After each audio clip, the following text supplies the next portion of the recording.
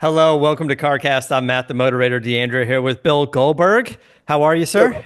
I am doing well, my friend, and yourself. I'm doing great. Yeah, looking forward to today's show. Welcome back. It's been a little while. Welcome back, Kyle Petty, to the show. How are you? I am doing great, and I'm excited to be here. Believe me. I know you've got a lot going on. You've got the charity ride that's kicking off. I want to get into all of that stuff. Let me just get a little housekeeping out of the way. Tell you about our friends at Bet Online. It's the world's most trusting betting platform and your number one source for all your sports betting action. Baseball season still in full swing, and we're into the home stretch of NBA and NHL playoffs. So Bet Online has more ways to stay in on the action with the latest odds, news, and scores, even live in-game betting while the games are being played. And with the largest selection of odds on everything from MLB, NHL, and UFC, BetOnline remains the number one online source for all your sports betting info. Yes, NASCAR is included. In between games, head on over to BetOnline Casino for all the Vegas-style games, including poker and their live casino. All there at BetOnline. The game starts here. But can you bet on wrestling? Yeah, I don't. Maybe do they cover wrestling? I don't know if they cover wrestling. I guess they do. I don't know how they do, but they do. They do. Yeah, it feels like there could be a little bit of an insider trading deal there. I don't know how that works. No comment. I'm going to plead the fifth on that one. So, Kyle, you came out with Morgan. You brought your wife. You came out to the studio. You were already doing the ride. We're talking about the the charity ride that you guys do. Yep. It's just a Kyle Petty. That's all it is. Right? It's a Kyle Petty charity ride. That's it. Kyle In the Petty conversation. Yeah. I'd like to thank my sponsor, the Kyle Petty charity ride, for There having you me. go. That's all I got to say. So you guys came out. Maybe it was like 2016. You were doing a West Coast ride. You were in Palm Desert or Palm Springs at the time. Yeah, I think we left from. I think we either left from Palm Springs. Yeah, Palm Desert. One time we left from Carlsbad. Yeah, right along in there. Somewhere down that way. Yes. Yeah, and that was we've left from Southern California. Man, I don't know, 6 or 7 times in the 29 years that we've done it. So yeah, it all runs together, man. It's a fog after this long a period of time. But I just think it was raining that time. Yes. like torrential rains, which we don't really get. Listen, that's because we're riding motorcycles. If we're going to ride motorcycles, it's going to rain, it's going to sleet, we're going to get tornadoes, it's going to be 30 degrees. Welcome. I can bring the weather. Just call me. I will bring the weather to your town. Right. All right. So let's back up a little bit. Tell us about the Kyle Petty charity ride, and it's kicking off soon. It's April 30th. We're recording. You guys are starting in a few days, right? On the 3rd? On the 3rd. Okay. Yeah. So let me get a little housekeeping out of the way. I got to say that Mr. Goldberg there, we ran into him, maybe it was last year somewhere. And I had my oldest son with me, Overton, who is turning 7. And my man sent Overton and Cotton Devant, my 3 little boys, monster trucks, race cars with his name on it, cards that are autographed. Listen, the boys sleep on bunk beds.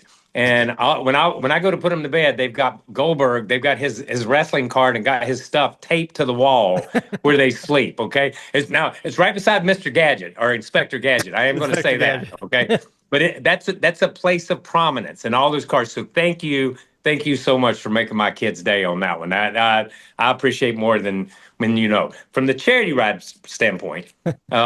We are in Traverse City, Michigan. We leave on May 3rd.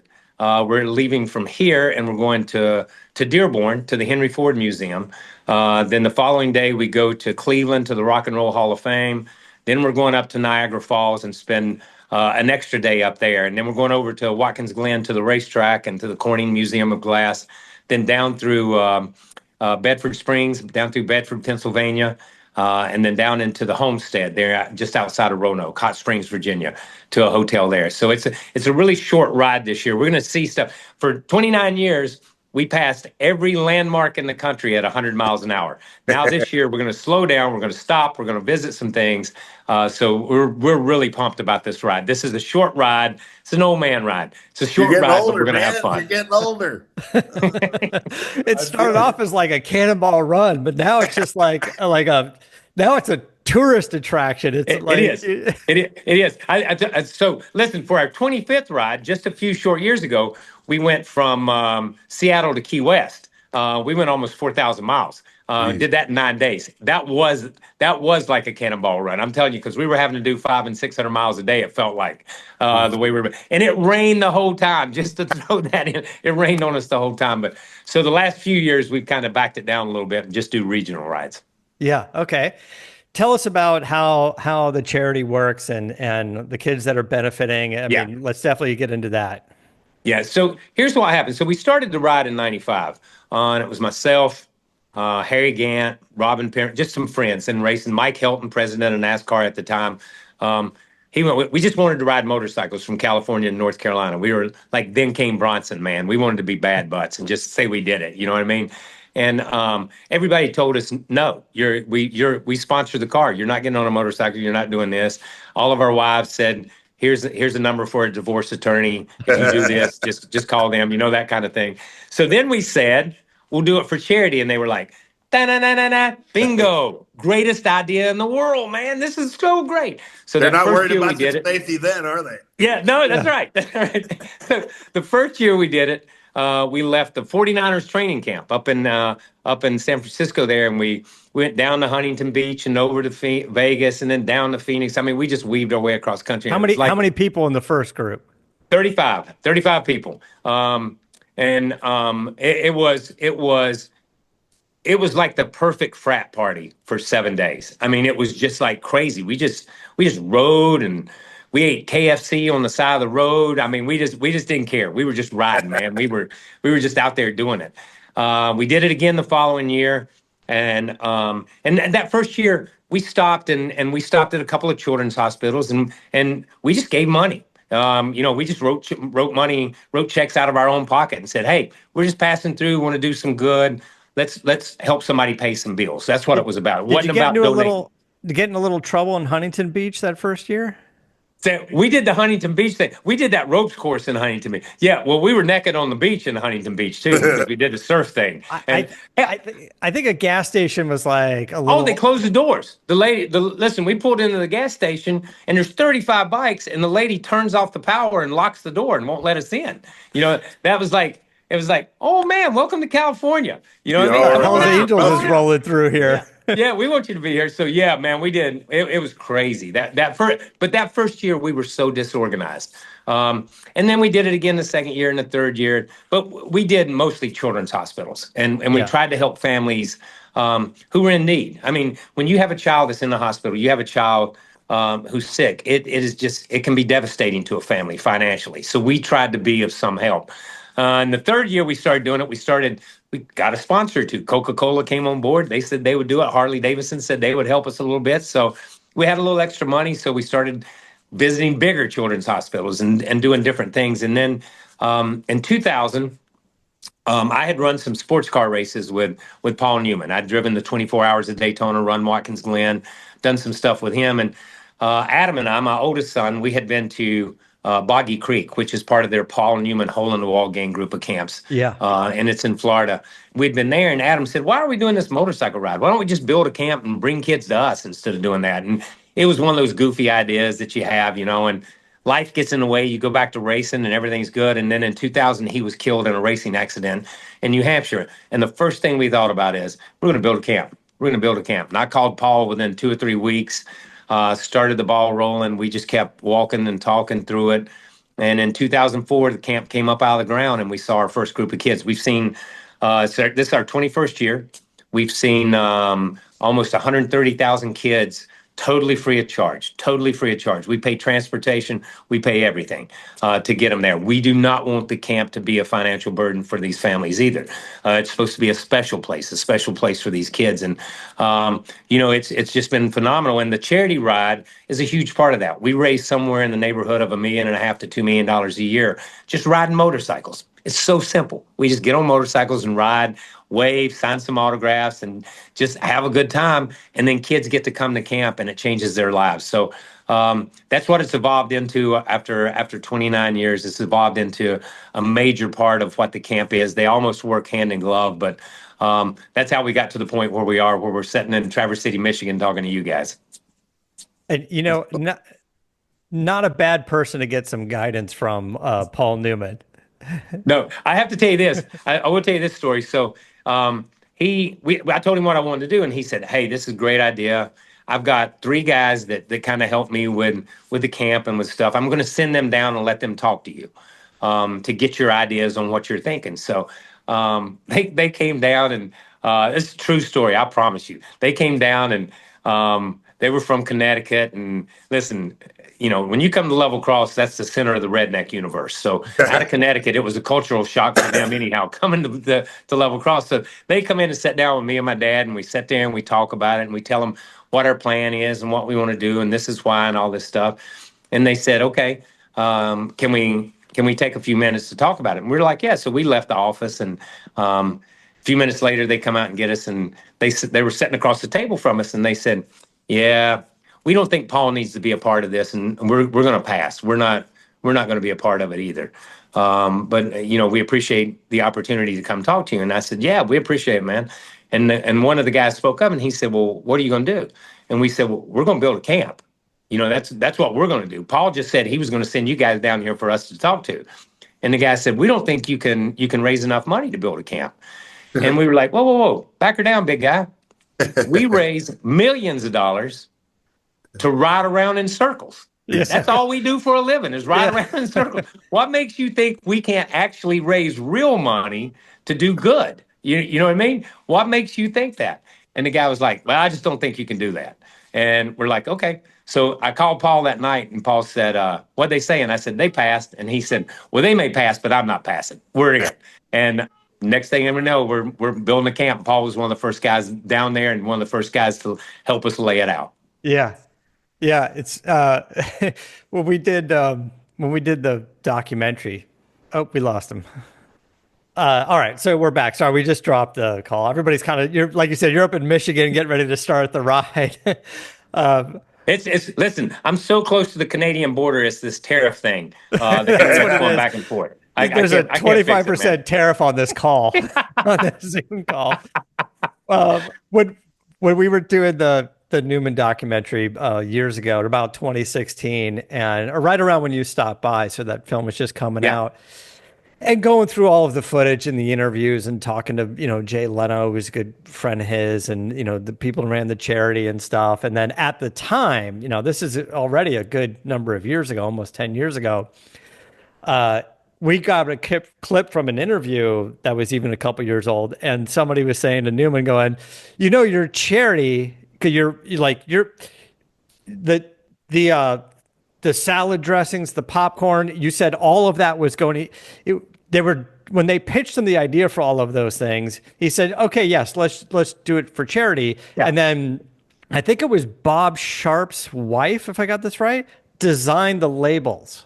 Oh, no way! And it had the drawing of Newman, and he's like, "Oh, if you're putting my name on it, 100% is going to charity." Yeah. And he said, "Yeah." And then by the time that interview came around, they're like, all of those products, they've raised $500 million for charity. And he's like, "Yeah, if I knew it was going to be $500 million by now, I probably would have done like 98% to charity." Just a little bit of a little something for all my, what I spend on racing and everything else. It would have been nice. Just a touch. All it needs is a little bit, man. That's it. Just a little bit. Listen, that was 15 years ago, and it was $500 million. So, and what you guys are doing, and the amount of money that you guys have raised, and the experiences that these kids get to participate in at the camps and stuff is amazing. Sounds like the ride's going to be fun. Yeah, and I'm going to say that is a direct reflection back to Paul in so many ways. The way these kids and what they get to do.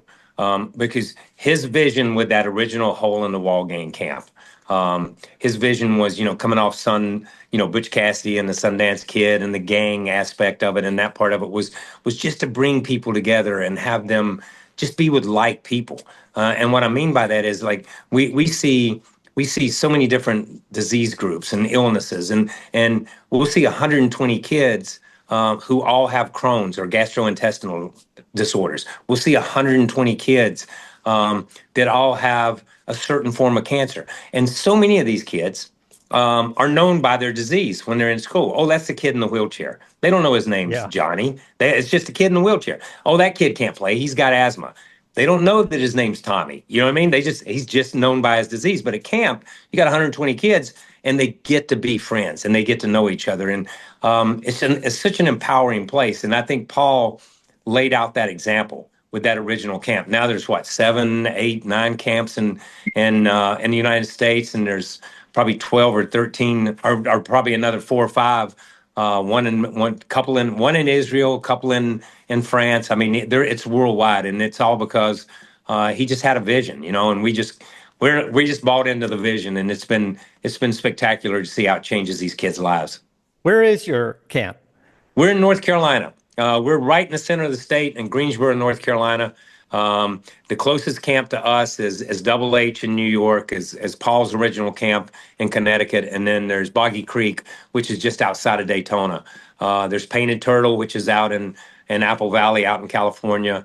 There's one in Peoria. There's one in Roseburg, Oregon, up in Oregon somewhere. So there's a number of them around, but they're pretty spread out. We've seen kids. This is the crazy part, because in NASCAR, we did our needs assessment. We were supposed to see kids from North Carolina, South Carolina, and Southern Virginia. We've seen kids from 6 foreign countries and all 50 states. So a child from all 50 states have passed through the camp at North Carolina because of the NASCAR connection, and they just know racing. They knew Adam. They knew that was part of it, and they just want to be around racing people. Yeah. Well, one thing I have to say, first and foremost, thank you for doing what you're doing. We all know that there are people out there, whether they're wealthy or whether they're celebrities, that don't use their platform, for good. And to say that you're doing it for good is a mild understatement. But do you think anybody actually realizes how much good the NASCAR family does for charities? No. It's so funny. And they've always been that way. They've always been that way. And I tell people all the time, this is it's a sport that was founded, and I jokingly, we were joking before we started taping this. And jokingly, I tell people my grandfather was in the beverage transportation business before he started as a race car driver. But my point is, the roots of the sport go to rural America and the rural South.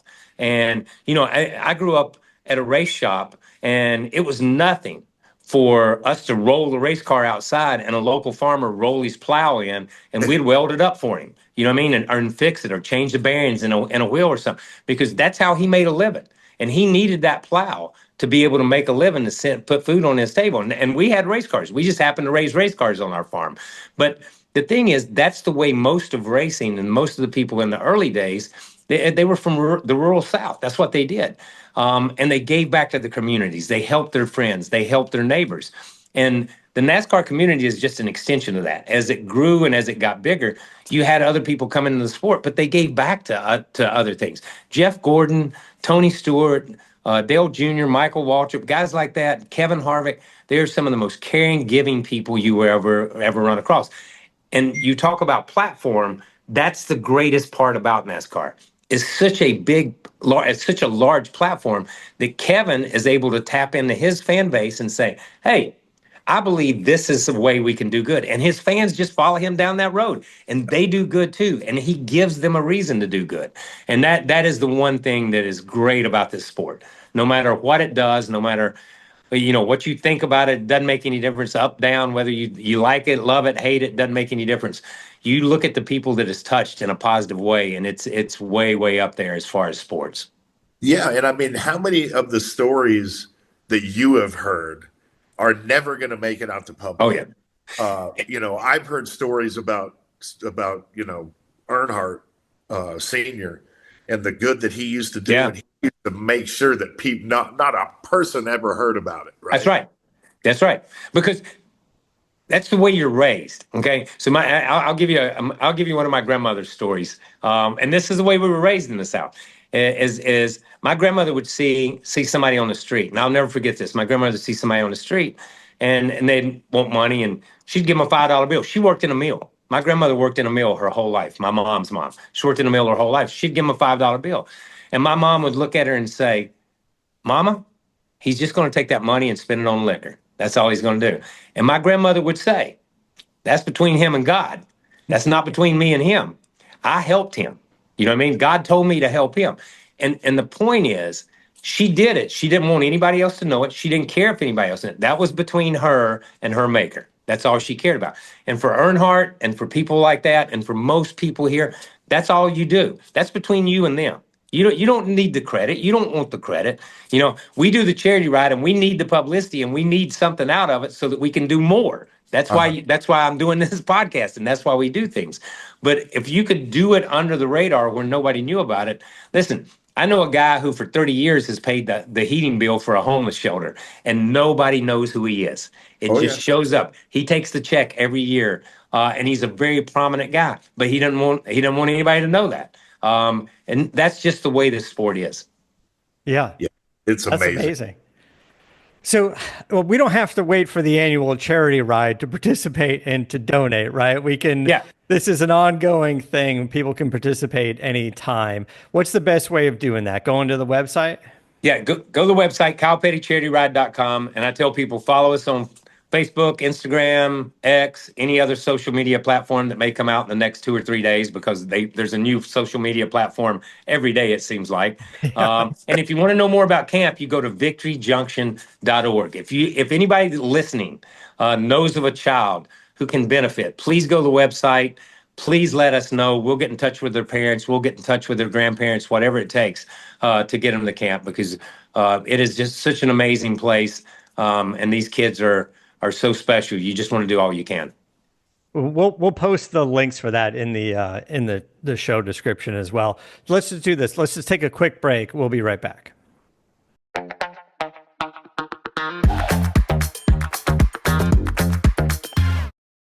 Okay, here we are. We're back. All right. Well, thank you for that. Again, we'll post the links to the social media accounts and the websites and stuff for you guys in the show description. But I wanted to just chat about a couple of other things. Just have a little more fun here. Yeah. Obviously the history, NASCAR, all the wonderful things you guys there, the legacy, the family. How's your dad doing, by the way? He is great. So he is. He'll be here Saturday. He's catching up to us in Detroit. He rides a trike. He's 87 years old, and he still rides a trike. So listen, that gives me hope. I got another 20 years I can be on this ride, man. There's all of us hope. That's exactly right. So yeah, he is doing great. If when I'm 87, if I can get around and climb up ladders and stand on top of trucks in the middle of infields and watch cars run around in circles, it's going to be a great day for me.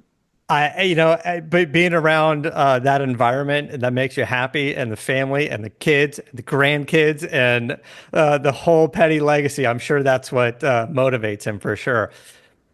But you had an opportunity to go to the Goodwood Festival of Speed. Oh. Bill and I have gone. It's an amazing event. There's the revival and then the hill climb at the Festival of Speed.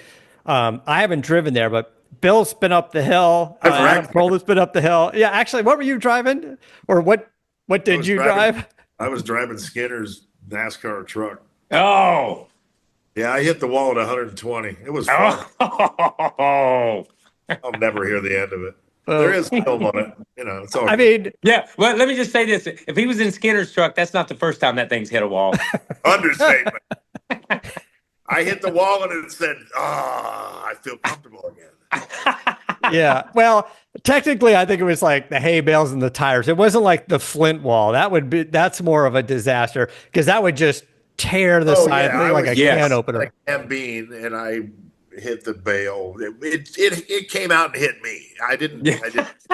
I saw Skinner push those bales out when Goldberg was coming around the corner. It was a setup. The whole thing was a setup. Oh, that's classic. And then it wasn't planned, but we were all out there that year. I was out there with Adam. And I think Adam was running one of the Paul Newman cars up there. You mentioned Paul Newman so much. Adam's got 13 of Paul Newman's racing cars. Yeah, I know, man. There's crazy. Nice little collection of cars there. What did you drive when you went out there? So I drove the Superbird. My dad's Superbird. And listen, so I am, and it was amazing. It was truly, the Goodwood Festival is something you can't explain it. You know, you can't explain to people. I've come back and tried to explain it to people, and it's like, it's just magical, man. It's just a magic place. And for those days, the cars that are there, the people that are there, the fans that are there, everything about that place is just crazy. So when I was 9 years old, I guess 9 years old, the 70 Superbird, the wing car. Yeah. Dodge had a Dodge Daytona, and Plymouth came out with the Superbird. And, you know, they just put a man on the moon in 69. And so I was 9 years old, and I thought, oh my gosh, there's a man on the moon. The cars are going to fly someday. The cars are going. And they came to level cross with this car with a cone nose on it and with that wing on the back. And I'm like, holy crap, This is going to fly next year. Cars are going to fly next year, you know? And it was the most amazing thing. And it's funny how moments stand out in your life. And you can, when you're looking back, you don't realize it at the time, but looking back. But I realized years later that no car in my mind, no matter what, and I've seen and driven and been around, no car will ever hold the place that Superbird holds for me.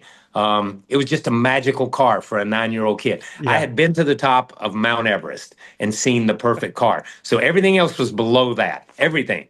Formula One, you know, Lamborghinis, it doesn't make any difference. Nothing ranks like a Superbird with a Hemi. Let me just say that. And Amen. yeah, excuse me. It was fascinating. So in all the years, though, that I had been around that car and we'd had it at the race shop and moved around, I had never had an opportunity to drive it. Oh, really? Yeah. And they said, you want to go to England and drive it? And I said, yes, I will paddle my own boat to England to drive that thing. Yeah. By the way, you're not going in a circle. Yeah. This isn't an oval. Yeah. No, it's up the hill. And but it was so cool to get in that thing and to sit in the same seat that my dad had sat in, to hang on to the same steering wheel, to be in that car that you dreamed about when you were 9 or 10 years old, and to physically be in that race car and to be able to drive it. It was a magical moment for me. It truly was, on a personal level. And those people over there, I'm going to tell you something.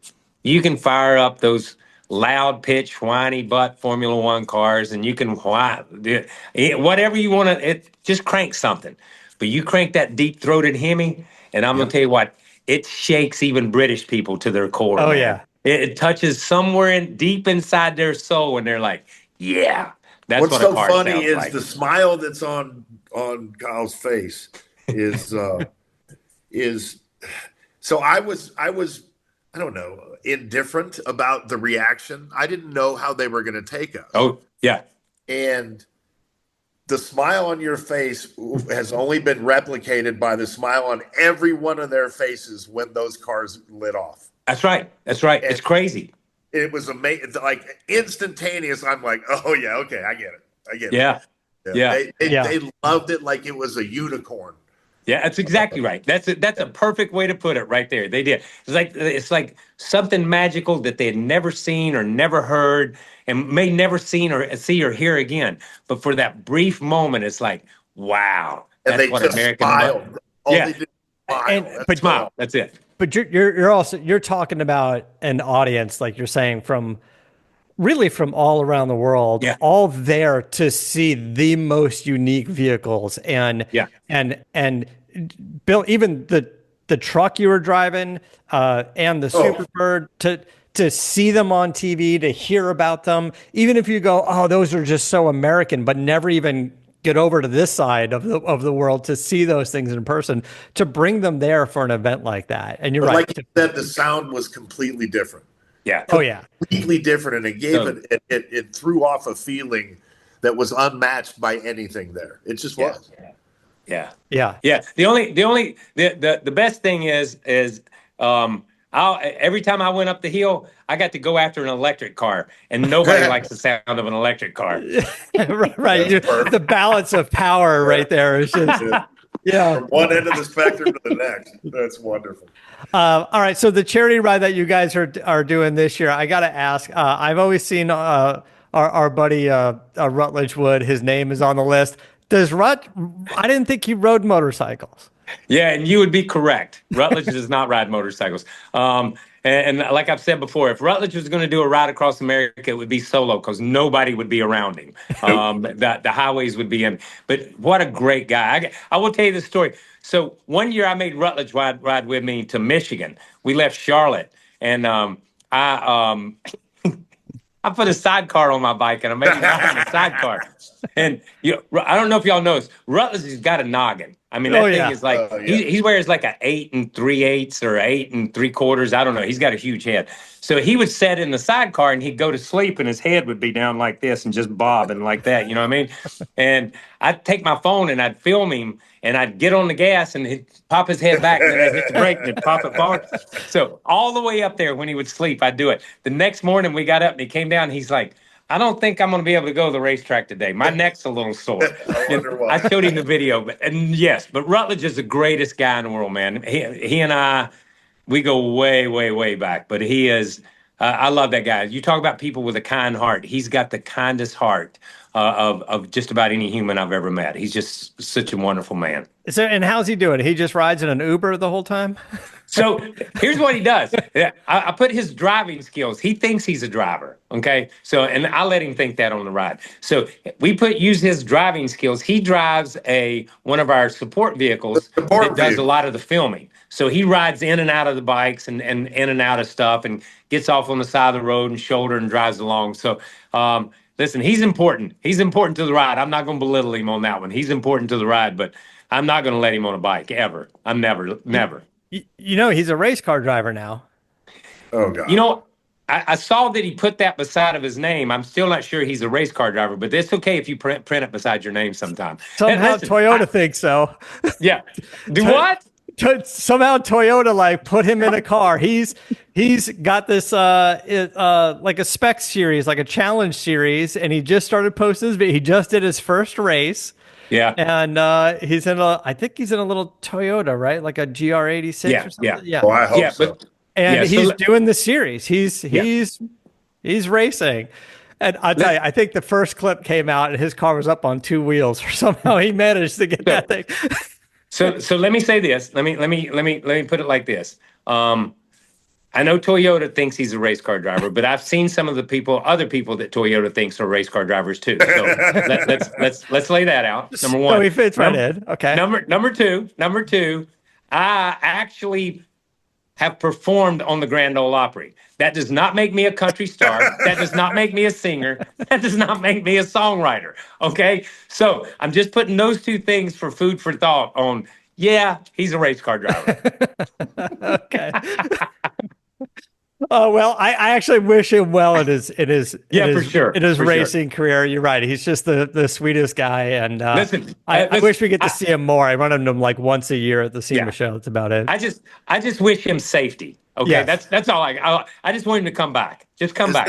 Is there like a Steve Austin analogy in this? In that, he rides 4x4s and he went on WrestleMania and hit the same kind of thing. Actually, yes. Steve has a long relationship with Kawasaki, and then somebody convinced him to start going racing on those side by sides, and I love his videos because I love Steve as well, but I love his videos where he's like second place in my class. He goes, I crushed it. I go, how many people were racing in your class? And when you say your class, and he's like, my class is, he goes, it's a certain age group of professional wrestlers, and I'm the only one out there. So, and by the way, there's only one person in my class, and I came in second. So, Yes, that's perfect. Same thing. That's good.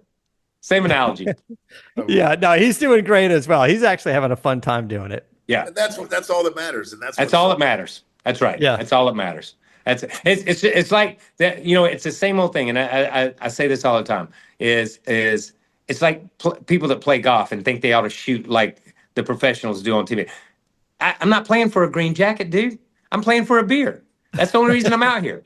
Okay, Yeah. that's the only reason I'm out here. I'm not playing for a green jacket, just for fun. Raise money. Yeah. I play Yep. golf. That's right. Emasculate myself in general public. All right, guys. On that note, I think we're going to wrap things up. Kyle, thanks so much for joining us. Have a great time on the ride, and everybody be safe and enjoy all the wonderful sights and enjoy Rut in the van. We will. Again, you guys should check out KylePettyCharityRide.com. We'll throw the links up on social media and in the description of the show. You guys can participate anytime. If you want to reach out to them, follow them on social media, donate, or I don't know, maybe even reach out to try to volunteer for something. I'm sure you got other events and stuff going on. It's probably a good thing to do. Need to hire a video guy just to video Rutledge along the Listen, well, I just make him wear a body cam, man. He should. He should for sure. Thank you guys for having me, man. I really appreciate it. Thank you Always a for pleasure. doing this, and thank you again, Bill. Thank you for sending that to my kids, man. They're huge. Thank you so much. I truly appreciate Absolutely an honor and a privilege, and it's what we do. You know that, buddy. Thank you, man. Guys, thanks so much. Until next time, keep the air in the spare, in the bag, and the wheel.